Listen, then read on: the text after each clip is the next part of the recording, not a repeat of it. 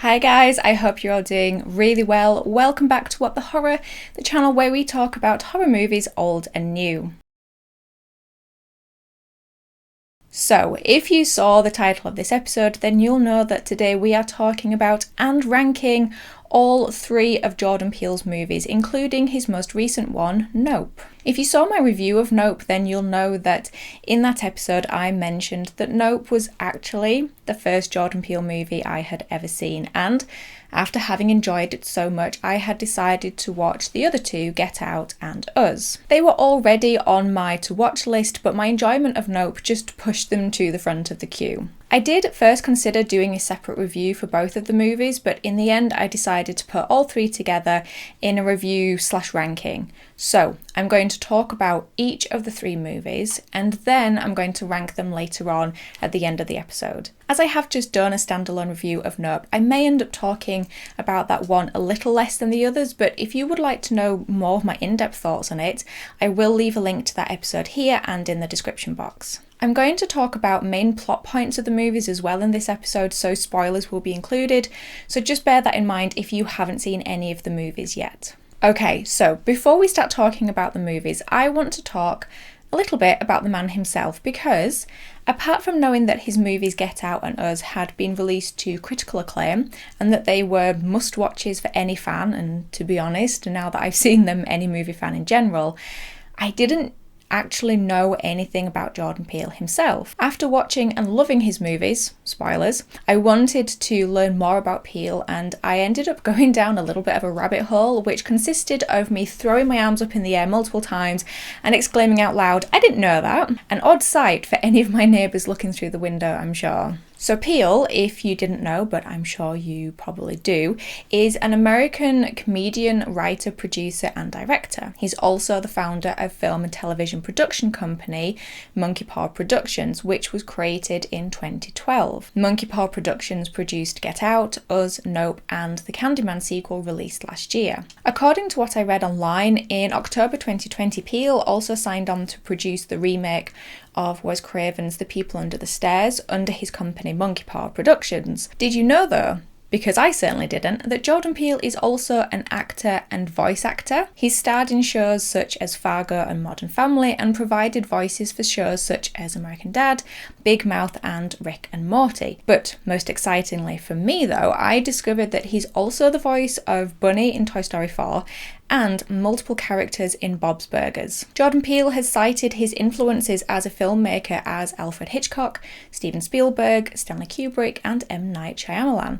I mean, those are some pretty decent influences, and two of them, Hitchcock and Spielberg, are two of my personal favourite filmmakers of all time. And looking at his work retrospectively, I think that these influences are definitely evident in his movies. And the final bit of trivia that I found out that made me exclaim out loud is that Peele is actually married to Chelsea Peretti, Gina freaking Linetti from Brooklyn Nine-Nine. That's just something that excited me personally because I happen to love Gina Linetti. What I like about Peele's movies is that, a lot like one of my favourite directors, Edgar Wright, his movies, while all being in the horror genre to a point, also cross into other genres. In Edgar Wright's Cornetto trilogy, you have Shaun of the Dead, which is straight horror. Then you have Hot Fuzz, which is an action movie, while also being a slasher. Yes, a slasher, and I'll die on that hill. And World's End, which is sci-fi with horror elements. With Peele's movies, you have Us, which is what I would call straight-up horror, Get Out, which is part horror and psychological thriller, and Nope, which is sci-fi with horror elements. So while he does have a distinct and recognisable style and includes a lot of recurring imagery, I also think that each of his films has a new and refreshing feel to them, and as an audience member, it keeps me on my toes. Jordan Peele's breakout film was Get Out, released in 2017, and stars Daniel Kaluuya, Alison Williams, Bradley Whitford, and Catherine Keener. Chris, an African-American man, decides to visit his Caucasian girlfriend's parents during a weekend away. Although they seem normal at first, he is not prepared to experience the horrors ahead. This is my first time watching Get Out 5 years after its release. I am a very, very late comer to Jordan Peele's movies, but I knew the name and I knew that there had been a huge buzz around Get Out and Us, and they were considered a must-watch for horror fans. But like I said earlier, just movie fans in general. It's incredible to me that this is Peele's feature debut. There are those phenomenal movies where you have to remind yourself that it's a director's debut. And I think Get Out is a movie that really showcases Jordan Peele's strengths as a writer and director. The screenplay for Get Out is so tightly written, full of imagery, motifs and foreshadowing, things that are shown or mentioned and then pay off so naturally later on in the story. There's also a wonderful blend of overt and casually subtle racism here as Peele tackles a subject that so desperately needs to be talked about and portrayed, but unfortunately also takes a certain level of courage to do so. I read an interview with Jordan Peele in The Guardian where they ask him, did Peele think that Hollywood was ready for a film where black people killing white people is gloriously cathartic? And he said, quote, "I certainly thought those elements were going to prevent it from being produced." End quote. In fact, in the same article, it stated that several people who Peele had shown the script to actually laughed it off as too bold. To me, Get Out has some spectacular standout moments sprinkled throughout. For example, the hypnosis scene with the mother, which is just absolutely terrifying but beautifully shot.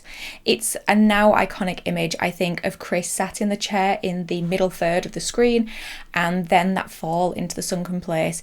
The idea of being trapped and a prisoner in your own body is just terrifying. One of my other favourite scenes is the one at the family party where Chris goes upstairs and all of the guests just stop talking and turn to look upstairs in perfect synchronicity.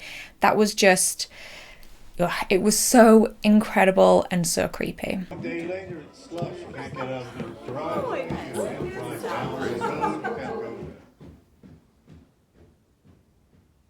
I think I actually said what the out loud. So much of the movie was just, you know that feeling you get when you feel a shiver going down your spine? That's what Get Out is. I learned very quickly after watching Nope that Jordan Peele meticulously places imagery and themes throughout his movies.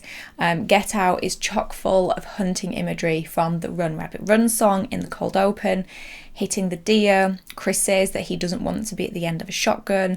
There's a lion teddy in Rose's bedroom, and then there's the stag head on the wall later on when Chris is actually sort of like strapped to the chair. I've read that Chris's friend Rod can be a bit divisive, but I personally really liked him. First of all, he added a lot of comedy and comedic relief that in my opinion landed pretty well. But secondly, he also just talked a lot of sense and ended up getting everything just spot on. For me though, the girlfriend was weird and obviously up to something. I felt early on that there was something more to her, but I mean, hats off to Alison Williams. She did a great job in portraying Rose. Her dad, Dean, is portrayed by Bradley Whitford, aka Jake Peralta's dad, and does such a good job as a creep. And it cannot be overstated how phenomenal Daniel Kaluuya is. He's fast becoming one of my favourite actors to watch. He just has this calming presence and understated way of acting. He has this way of communicating so much with just his eyes and facial expressions. He's particularly good at exasperation and just being overstuffed. I don't think this is a perfect movie though. I think that there were many aspects of it that were predictable, and I think that some of the characters are incredibly annoying or wafer thin, like the brother, and only there to serve as a plot purpose or commentary. I was personally more enthralled and impressed with everything pre the final act. The first two acts were clever, beautifully shot, and genuinely eerie. And for me personally, it lost a little something when it delved into the slasher violence, but I did shout out, hell yeah, when Chris knocks out the brother. But some of the third act violence felt out of place with the rest of the movie and really took me by surprise. It's not that the violence was done badly or that I don't like slashers, it's just I didn't feel like it gelled with the rest of the movie that had come before. The ending of the film did remind me a little bit of that film The Skeleton Key starring Kate Hudson. If you've not seen that one, you should go check it out. It also stars the awesome John Hurt. At the end of the movie, when we see the flashing lights for a brief moment, I was really worried. that they were going to go down the same route of Night of the Living Dead, and I was relieved when they didn't. Maybe it would have been more impactful to go down that route, but while I didn't love the slasher aspect, I did enjoy the satisfying ending. Jordan Peele's next movie was Us, which was released in 2019 and starred Lupita Nyong'o, Winston Duke, Tim Heidecker and Elizabeth Moss. Adelaide Wilson and her family are attacked by mysterious figures dressed in red. Upon closer inspection, the Wilsons realise that the intruders are exact lookalikes of them. It really wasn't that far into the film before I already just loved Us. Do you ever get a feeling when watching a film where you think, yeah, this is for me? No? Just me that does that? First thing I want to mention is just the overall look of the film. I loved the look of Us. All of the warm honey tones, all of the oranges and yellows throughout. Both of the houses are also beautiful, and the Santa Cruz Pier and Beach I think make a really interesting backdrop. As with all of Peele's movies, Us has an incredible cast who not only deliver incredible performances, but deliver dual performances. I mean, these guys are working hard in this movie, especially Lupita Nyong'o and Elizabeth Moss, who, in my opinion, are just the standout actors. Unlike Get Out, Us is not a film about race, and what's great about Us is that even though the central family is black, them being black has nothing to do with the plot. We're not following this family just because of their race. And the central family is really likeable. For the most part, there is good chemistry between them. I did feel as though Addie felt a little disjointed from them at times, but then that makes sense with hindsight. I think the daughter is also maybe a little too sullen at times, a little too moody teenager, but even so, this is a family you can care about and root for. There's a subtle level of humour in the film as well, which I enjoyed. A perfect example of this is the scene where the main family are sat in their friend's living room after the doppelganger attack. They're watching news reports, and then the camera just moves to an overhead shot and you see that they're just sat around the dead body of one of the twins who fell and crashed through the coffee table. As with Get Out, Us is full of recurring motifs and imagery. In this one you have rabbits and twins, or sets, popping up all over the place. You have rabbits in cages, a rabbit teddy, a rabbit on the daughter's t-shirt, and the guy holding the religious sign is wearing a lucky rabbit's foot around his neck. I wondered if the rabbits were tying in with the fact that they're often used for experiments and testing, but I don't know. Then there's lots of sets of things, and the number 11 shows up a lot on signs and clocks, and of course you have actual twins, who, by the way, were played by the twins that played baby Emma in Friends. That makes me feel so old. I noticed that there is also lots of fairy tale imagery. For example, Red, the doppelganger of Addie, the first thing that she says is once upon a time, and her name is Red, like Little Red Riding Hood or Rose Red. There are the white rabbits like in Alice in Wonderland, and a lot of play on mirrors and mirror images like in Alice in Wonderland, again, Snow White and even Beauty and the Beast. You also have lots of moments of foreshadowing as well. You have, for example, the daughter talking about how the government put fluoride in the water to control your mind, which is what the doppelgangers are. And, they were an experiment done by the government to control people. You also have, at the very beginning, an advert on the TV about, and a t-shirt for Hands Across America, which is the image, the final image of the doppelgangers literally holding hands and forming a line across America. So being the curious cat that I am, I wanted to know where the doppelganger's look came from. Why the red jumpsuit? Why just one glove? And why the scissors? Well, okay, I figured the scissors out myself. I'm pretty sure they're to signify them cutting themselves free, and I love this.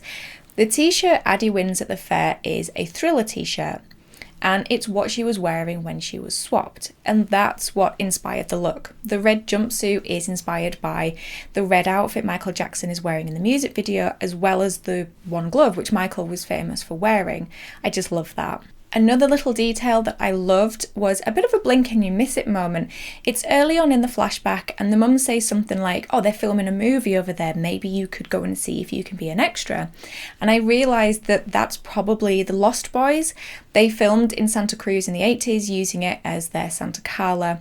It's a nice little touch. Us is like Nope in that the villain of the movie, or should I say villains, are not really villains. The doppelgangers are just wanting a chance to get out of the featureless bunker where they eat nothing but raw rabbit and have a chance at a life. They want the right to live just like the people above and not be hidden away and forgotten. Just like the sky creature in Nope is just a creature acting in its nature. It's eating to survive, not to be a villain. But the family in Get Out, no, screw them and everything they represent. I think the message of Us is probably slightly more subtle than that of Get Out. The doppelgangers are government experiments created to try to control the people above ground, above the tunnels, but they represent wealth inequality. They're the lower class, the homeless, and how, despite them being us, we tend to ignore them and try to keep them hidden in the shadows.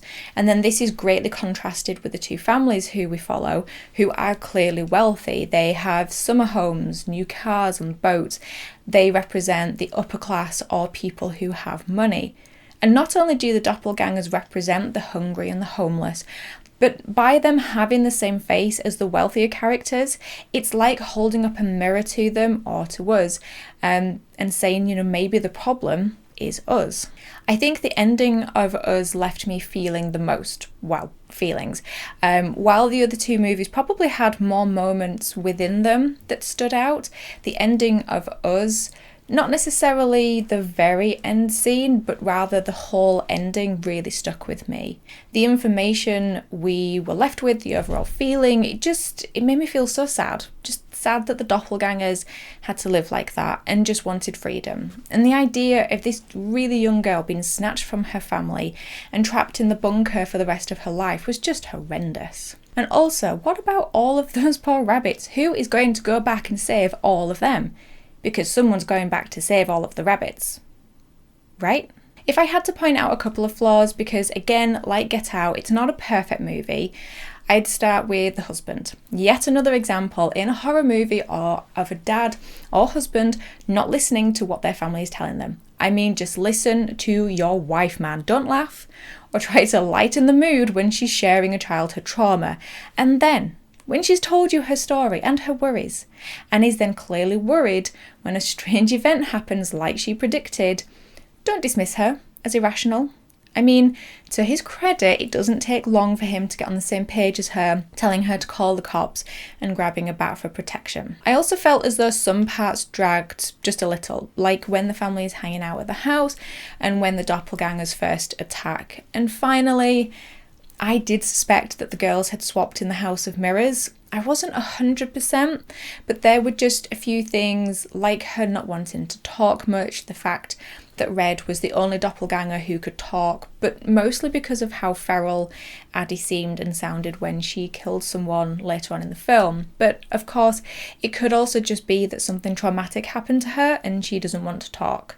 And that's why I wasn't 100%, but I wasn't gobsmacked when it was revealed. And finally, Nope was released earlier in 2022 and stars Keke Palmer, Daniel Kaluuya, Stephen Yeun and Michael Wincott.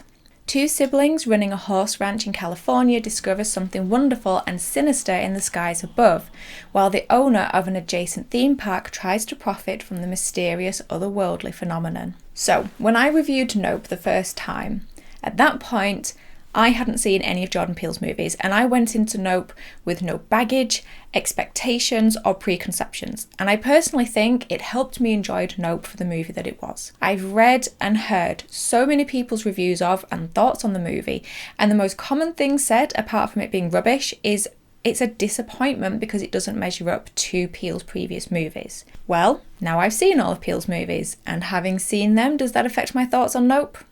No, it doesn't. I still really like Nope and I think it is a genuinely good movie.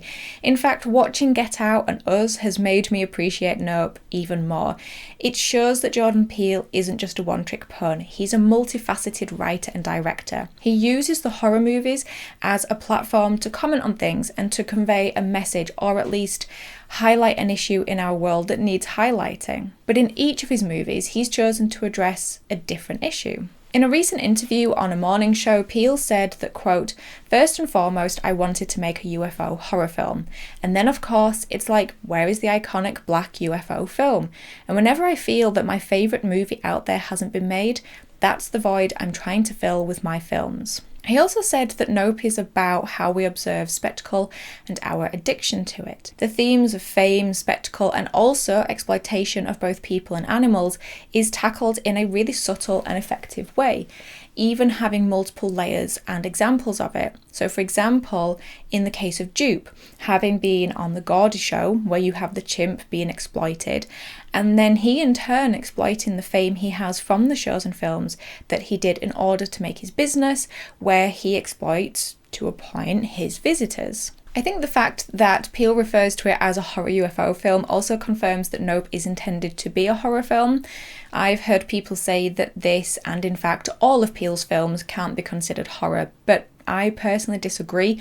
I think each film has horror elements, good scares, and also above everything, they deal with horrific subjects. I also personally think that a film that contains blood raining down on your house and where you're watching people being eaten and digested is probably a horror movie. In the same interview, Peele talked about his wanting to balance the horror in his films with lighter moments of humour and what he calls joy.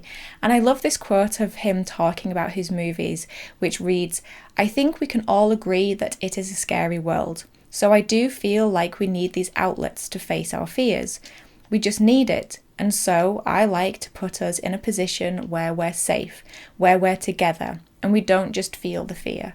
We can feel the fun, we can feel the adventure, we can feel the love and the joy as well." One last thing I want to say about Nope is that it probably, out of the three, has my favourite aesthetic. The desert land setting, the cowboy and horse imagery, and the contrast in colours of the sand and stone with the vibrant prime colours of the bunting and inflatable wacky wavy men. I love it. Okay, so now we've talked about all three of Jordan Peele's movies, and now I've actually seen all three of Jordan Peele's movies. How would I personally rank them? Well, in a way that will, I imagine, annoy some people, maybe quite a few people in fact. But remember, this is my own personal ranking, and my love of a film is determined not only by how good the film is, but also by how much fun I had watching it and how likely I am to rewatch it. So, in third place, it's Get Out. In second place, it's Nope. And in first place, through process of elimination, it's Us. I'm sure some of you clicked off after Get Out came in third place, but bear in mind, I don't dislike any of these films. In fact, I have a huge admiration and appreciation for Jordan Peele as a creator and for his films. They may not be perfect, but they are incredible creative visions and an absolute joy to watch, and I cannot wait to see what we get from him next. I'd love to know what your own ranking of these films is and the reasons for them, so let me know down below. And please be considerate in the comments though about people's choices and opinions. We're not all going to love the same things, and honestly, it would be boring if we did. In the meantime though, thank you as always for stopping by. I really do appreciate it. Take care of yourselves, and I will talk to you in the next episode. Bye guys.